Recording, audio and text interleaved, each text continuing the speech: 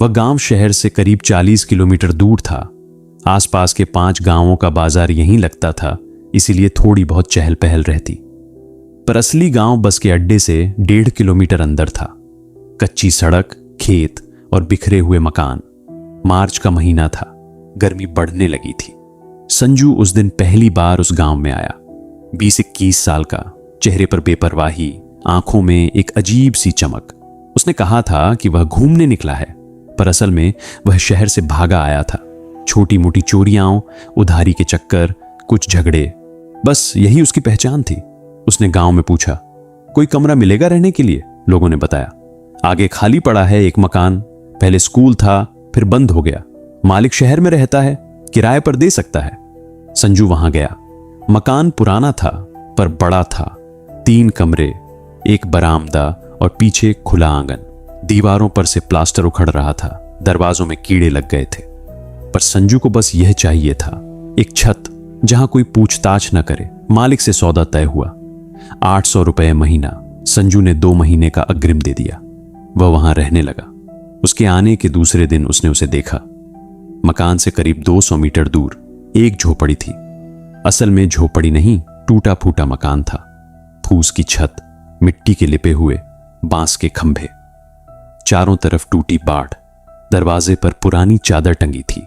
एक लड़की उस झोपड़ी के बाहर बैठी थी, 18-19 साल की, सूती साड़ी, बाल खुले, हाथ में बर्तन। वह बर्तन मांज रही थी। संजू ठिठक गया। उसने कुछ देर देखा, फिर आगे बढ़ गया। शाम को पता चला उस लड़की का नाम मुन्नी है, अकेली रहती है। उसके माँ बाप नहीं है। वह गांव भर में खाना बनाने का काम करती है। किसी के यहां रोटियां बेलना, किसी के यहां बर्तन साफ करना, किसी के यहां चूल्हा जलाना। दिन भर घूमती है, शाम को लौटती है। जो मिल जाता है उसी में गुजारा कर लेती है। गांव वाले उससे बातें तो करते हैं, पर कोई अपने जैसा नहीं समझता। संजू को यह सब सुनकर अच्छा लगा। वह अकेली है, कोई पूछने वाला नहीं। अगले दिन से वह उसे देखने लगा। सुबह जल्दी वह उठती, किसी के घर चली जाती, दोपहर में लौटती, फिर शाम को फिर निकल जाती। संजू अपने मकान के बरामदे में बैठा रहता, उसके आने जाने का इंतजार करता। तीसरे दिन उसने झोपड़ी के पास जाने की कोशिश की, पर मुन्नी ने देख लिया। वह चुपचाप अंदर चली गई। संजू वहीं खड़ा रहा, फिर वापस आ गया। 5वें दिन वह फिर गया। इस बार मुन्नी बाहर थी। उसने पूछा, पानी मिलेगा? मुन्नी ने अंदर जाकर लोटे में पानी भरकर दिया। हाथ नहीं लगाया, दूर से बढ़ाया। संजू ने पानी पिया। उसे देखा। मुन्नी ने नजरें चुरा ली। मैं पास वाले मकान में रहता हूं, संजू ने कहा। नया नया आया हूं। मुन्नी ने सिर हिलाया, कुछ नहीं बोली। संजू वहां से चला गया, पर उसके मन में वह चेहरा बैठ गया। धीरे धीरे उसने झोपड़ी के आसपास घूमना शुरू किया।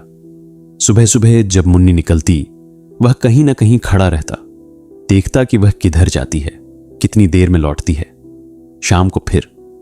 जैसे जैसे दिन बीतते उसकी नजरें और गहरी होती गईं। 10वें दिन उसने एक चीज देख ली। झोपड़ी की दीवार टूटी हुई थी।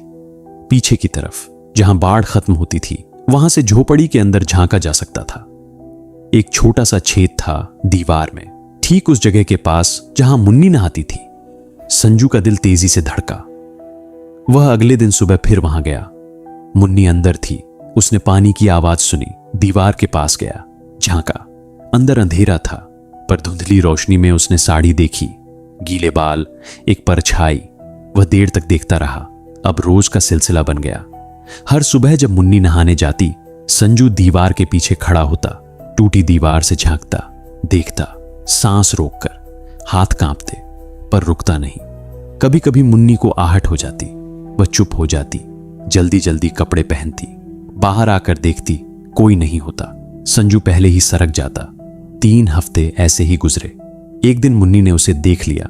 संजू दीवार के पीछे खड़ा था, झांक रहा था। मुन्नी की नजर पड़ी। दोनों की आंखें चार हुईं। संजू भागा नहीं, वहीं खड़ा रहा।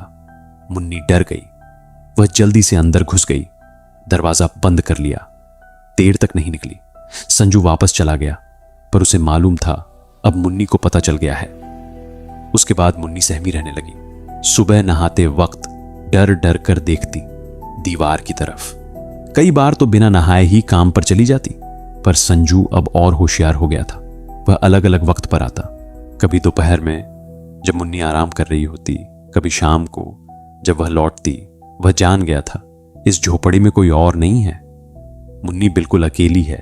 एक दिन वह सीधे दरवाजे पर आ गया। मुन्नी ने अंदर से पूछा, कौन? मैं हूं, पानी मिलेगा?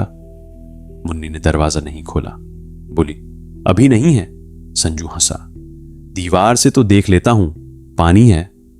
मुन्नी चुप रही। उसकी सांसें तेज हो गईं। संजू ने कहा, डर किस बात का? मैं तो पानी मांग रहा हूं। दरवाजा नहीं खुला। वह चला गया। उस रात मुन्नी सो नहीं पाई। उसे लगा किसी को बताना चाहिए, पर किसे बताए? गांव के लोग उसकी बात सुनेंगे? वह तो मजदूरनी है, घर घर काम करती है। अगर किसी से कहेगी कि पड़ोस का लड़का दीवार से झांकता है तो लोग क्या कहेंगे? तेरे पास देखने लायक क्या है? ऐसी वैसी लड़कियां ही तो ऐसा सब झेलती हैं। अकेली रहती है तो यही होता है। वह जानती थी गांव वाले उसका साथ नहीं देंगे, उल्टा उसी पर उंगली उठाएंगे। उसने चुप रहना चुना। 40 दिन बीत गए। संजू का दुस्साहस बढ़ता गया। अब वह दीवार से झांकने के बाद वहीं खड़ा रहता। जब मुन्नी बाहर आती तो उसे घूरता, मुस्कुराता, कभी कभी कुछ कहता, कैसा दिन रहा या खाना बनाया? मुन्नी कोई जवाब नहीं देती, सिर झुकाए निकल जाती। एक दिन संजू ने उसे रास्ते में रोक लिया। सुनती है तेरे घर पर कोई आता जाता नहीं देखा, अकेली रहती है क्या? मुन्नी ने सिर हिलाया। डर नहीं लगता? वह कुछ न बोली। मैं हूं ना पास में, डरना मत। यह कहकर वह आगे बढ़ गया। मुन्नी वहीं खड़ी रह गई। उसे समझ नहीं आया यह आदमी उसे डरा रहा है या भरोसा दिला रहा है, पर अंदर से कुछ कह रहा था, यह खतरनाक है। उस रात संजू ने सोचा, बहुत दिन हो गए, मुन्नी अकेली है, कोई पूछने वाला नहीं। दीवार टूटी है, दरवाजा कमजोर है, चारों तरफ सन्नाटा है। अगर वह चाहे तो, उसने सोचा, अभी नहीं, कुछ और दिन, उसे और डरने दो। जब वह बिल्कुल टूट जाएगी तब। पर उसकी बेचैनी बढ़ रही थी। रात में नींद नहीं आती। वह सोचता, कल जरूर, पर कल नहीं आता। 51 दिन बीत गए। 51 दिन तक वह देखता रहा, झांकता रहा, इंतजार करता रहा। फिर एक रात वह उठा। चांद नहीं था, अंधेरा घना था। वह धीरे धीरे झोपड़ी की तरफ बढ़ा। रात के 2 बज रहे थे। गांव सोया हुआ था, कुत्ते भी खामोश थे। संजू टूटी बाड़ पार करके झोपड़ी के पीछे पहुंचा। वहां खड़ा हुआ, सुना। अंदर से सांसों की आहट आ रही थी। उसने दीवार के उस छेद से झांका। अंधेरे में कुछ दिख नहीं रहा था, पर वह जानता था वह अंदर है, अकेली, सो रही है। वह दरवाजे की तरफ बढ़ा। लकड़ी का पुराना दरवाजा, अंदर से बस एक छोटी सी कुंडी लगी थी। उसने धीरे से धक्का दिया, दरवाजा नहीं खुला। फिर जोर से धक्का दिया, कुंडी टूट गई, दरवाजा खुल गया। मुन्नी की नींद खुल गई। वह चीखने वाली थी कि संजू ने उसका मुंह दबा दिया। चिल्लाई तो मार दूंगा, उसने फुसफुसाकर कहा। मुन्नी की आंखें डर से फैल गईं। वह हिल नहीं पा रही थी। संजू ने चारों तरफ देखा। झोपड़ी में एक चारपाई थी, एक पुराना बक्सा, कुछ बर्तन, दीवार पर टंगी एक साड़ी। उसने मुन्नी को जमीन पर पटक दिया। वह रात वहां जो हुआ, मुन्नी उसे कभी भूल नहीं पाई। संजू जब चला गया तो वह उठी भी नहीं, वहीं पड़ी रही सुबह तक। आंखें खुली रहीं, पर देख नहीं रही थी। सुबह हुई तो वह उठी, बिना नहाए, बिना कुछ खाए काम पर चली गई, जैसे कुछ हुआ ही ना हो। संजू अगली रात फिर आया, और उसके बाद हर रात। मुन्नी अब चारपाई पर नहीं सोती थी, एक कोने में दुबकी रहती, आंखें खुली रखकर। पर संजू आता ही था, कभी रात के 1 बजे, कभी 3 बजे, जब चाहता आता।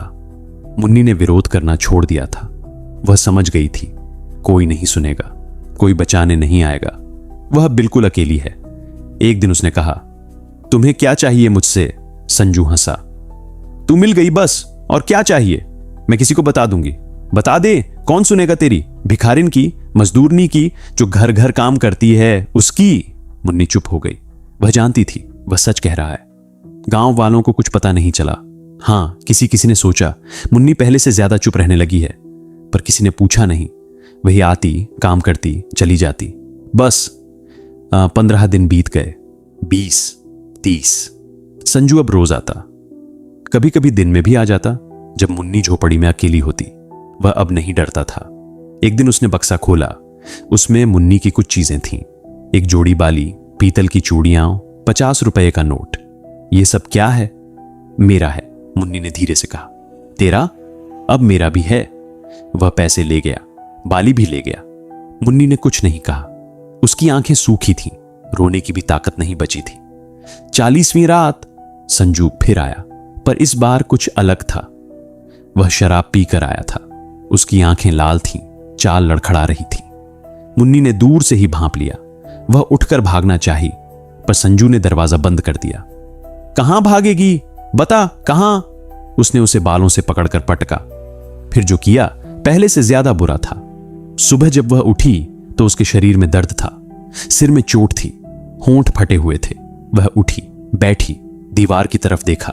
वहीं पास में एक पत्थर पड़ा था, बड़ा, भारी। वह उठी, पत्थर उठाया, बाहर निकली। संजू अपने मकान की तरफ जा रहा था, लड़खड़ाता हुआ। मुन्नी उसके पीछे चल दी। दूर तक सन्नाटा था। सुबह की धुंध छाई हुई थी। संजू ने पीछे मुड़कर देखा, मुन्नी को देखा, हंसा। आ गई वापस? अब और चाहिए?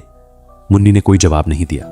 वह बस पास आई, पत्थर उठाया और पटक दिया। 1 बार, 2 बार, 3 बार। संजू जमीन पर गिर गया, खून फैल गया। वह हिला, फिर स्थिर हो गया। मुन्नी पत्थर ली खड़ी रही देर तक, फिर पत्थर वहीं छोड़ दिया और धीरे धीरे अपनी झोपड़ी की तरफ लौट गई। दोपहर तक संजू का शव पड़ा रहा। एक राहगीर ने देखा। शाम तक पुलिस पहुंच गई। गांव में हड़कंप मच गया। सब हैरान थे। ये नया लड़का जो कुछ महीने पहले आया था, मरा पड़ा है।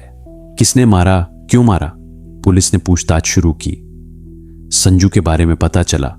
वह शहर से भागा हुआ था। उस पर छोटे मोटे मुकदमे थे, पर हत्या किसने की, किसी को कुछ पता नहीं था। मुन्नी से भी पूछा गया। उसने कहा, मैं क्या जानूं, मैं तो सुबह काम पर गई थी। पुलिस ने उसकी झोपड़ी देखी, टूटी दीवार, कमजोर दरवाजा। पूछा, अकेली रहती हो? हां। डर नहीं लगता? लगता है, मुन्नी ने कहा। उसकी आवाज में कोई भाव नहीं था। पर करूं क्या? पुलिस चली गई। जांच आगे बढ़ी। संजू के शव के पास से एक पत्थर मिला था, खून से सना। फिंगरप्रिंट लिए गए। मुन्नी के फिंगरप्रिंट पहले से दर्ज नहीं थे, इसलिए कोई मेल नहीं खाया। गवाह मिले। एक बुजुर्ग ने बताया कि सुबह सुबह उसने मुन्नी को उस तरफ जाते देखा था, पर उसने सोचा काम पर जा रही होगी। दूसरे गवाह ने बताया वह रात में अक्सर मुन्नी की झोपड़ी के पास संजू को देखता था, पर उसने कभी पूछा नहीं। पुलिस को शक हुआ। मुन्नी से फिर पूछताछ हुई, इस बार सख्ती से।